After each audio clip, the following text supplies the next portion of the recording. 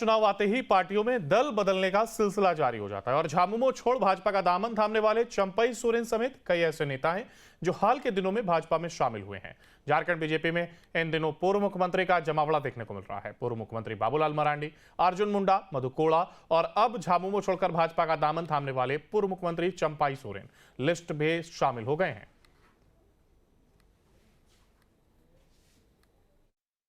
अब तो झामुमो को तो कम से कम अब नहीं बोलना चाहिए।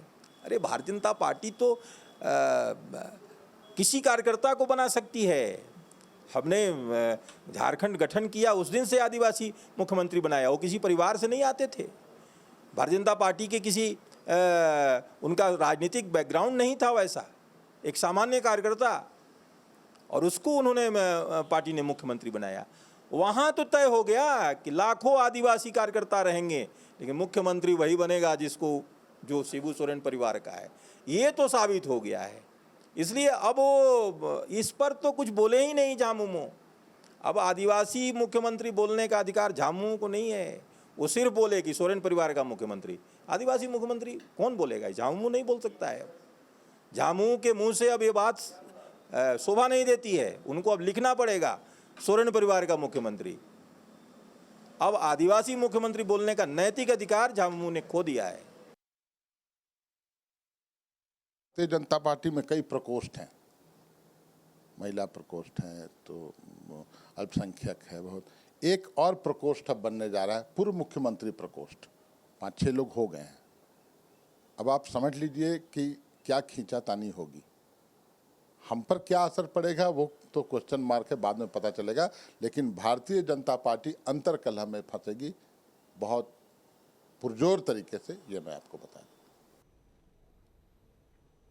तेजस्वी नेता प्रतिपक्ष तेजस्वी यादव ने पश्चिम बंगाल की मुख्यमंत्री ममता बनर्जी को लेकर के बड़ा बयान दिया। तेजस्वी यादव ने कहा है कि पश्चिम बंगाल में जो घटना हुई है वो गलत है, लेकिन बीजेपी जानबूझ करके देश को तूल दे रही है, तो वहां हंगामा कर रही है और दंगा भड़काना चाहती है। तो वहीं बिहार के कई आईपीएस अफसरों के ट्रांसफर पर तेजस्वी यादव ने कहा है कि बिहार के डीजीपी आरएस भाटी को फिर से केंद्रीय प्रतिनियुक्ति पर बुला लिया गया है। ये कहा है कि समझदारी है और यहां पर बिहार में अफसरों की नीलामी होती है, जो ज्यादा पैसा देता है उसे यहां पे ट्रांसफर पोस्टिंग दिया जाता है। अब देखिए, अब जिस हिसाब से हम लोगों ने भी देखा कि पूरे बंगाल में बीजेपी जो है गुंडागर्दी कर रही है, सामान्य बाज़ारों में से छीना झपटी सब कर रही है।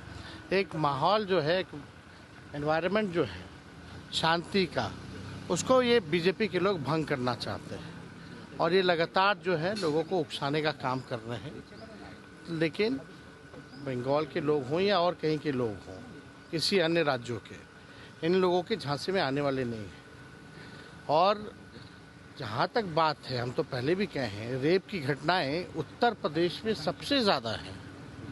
बीजेपी शासित राज्यों में सबसे ज़्यादा रेप की घटनाएं होती हैं।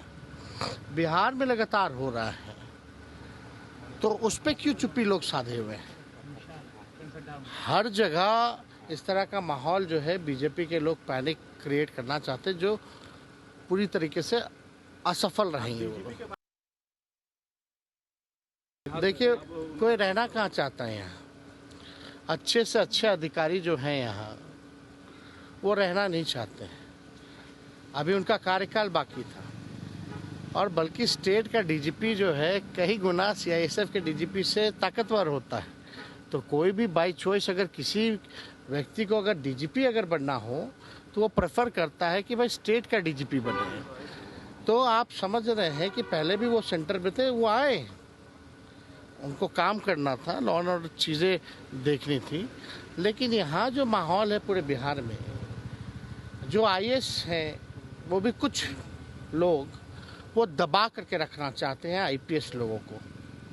और यहाँ नीतीश कुमार जी के राज्य में पूरी तरीके से जो ट्रांसफ़र पोस्टिंग आईपीएस की होती है या आईएएस की होती है, वो नीलाम किया जाता है। जो सबसे ज़्यादा नीलामी में भागीदार होगा, उसी को अच्छी पोस्टिंग नीतीश कुमार जी के राज्य में मिलती है।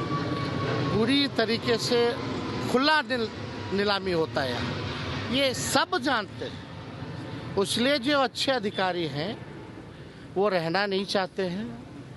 यहाँ एक माहौल ऐसा बना दिया गया है, जो फेयर काम करता है उस पर दबाव डाला जाता है कि उनके हिसाब से काम। तो ये सारी चीज़ें हैं, तो कोई अच्छा अधिकारी नहीं। आना चाहिए ना, सब लोगों को आना चाहिए।